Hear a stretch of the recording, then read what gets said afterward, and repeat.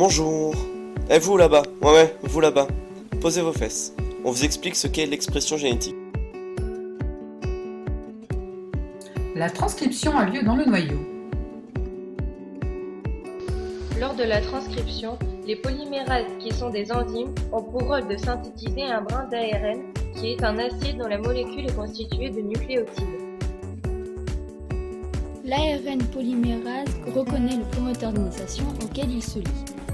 C'est dans ce promoteur que l'expression des gènes est régulée par le blocage ou non de l'ARN polymérase.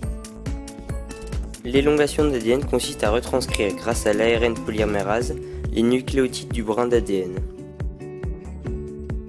Les nucléotides présents dans le noyau vont alors s'associer avec les nucléotides qui sont présents dans l'ADN. Ces nucléotides vont être reliés entre eux par l'enzyme et cela va alors former l'ARN. Une fois que l'ADN polymérase atteint la partie de terminaison du gène, la transcription de l'ARN messager est terminée. L'ARN polymérase, le fragment d'ADN et la transcription de l'ARN messager se dissocient les uns des autres. Pendant le stade de terminaison, l'ARN polymérase et le brin d'ADN se séparent. Il reste alors un brin d'ARN appelé ARN messager.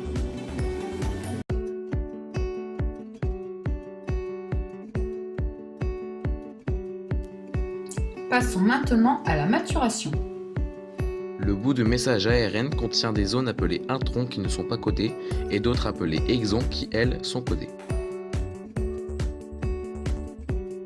Les zones non codées vont être séparées du reste par un mélange de protéines et d'ARN, c'est ce qui s'appelle l'épissage. L'ARN mature migre dans le cytoplasme via les pores nucléaires. La traduction a lieu dans le cytoplasme. L'ARN messager est composé de codons possédant un code de 3 lettres appelé base azotée. Le code génétique permet de traduire les séquences de nucléotides en séquences de protéines. Les codons spécifiques débutent et arrêtent le codage. Le codon initiateur est le codon AUG, tandis que les codons stop sont les codons UGA, UAG et UAA. Chaque acide aminé est amené au ribosome par une molécule spécifique de l'ARN.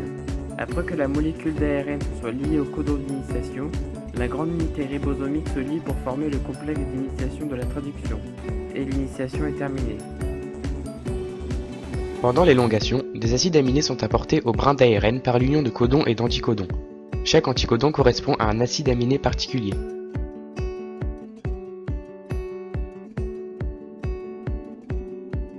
Le code génétique comprend 64 codons. Il y a 4 codons spéciaux, un qui code pour commencer et les 3 autres pour stopper. Après la terminaison effectuée, le ribosome est libéré. Il peut alors se réassembler avec un autre brin d'ARN mature pour recommencer le processus. La traduction crée des polypeptides de manière rapide et précise. Ceux-ci seront ensuite modifiés à différents endroits en fonction de la protéine qu'ils vont coder.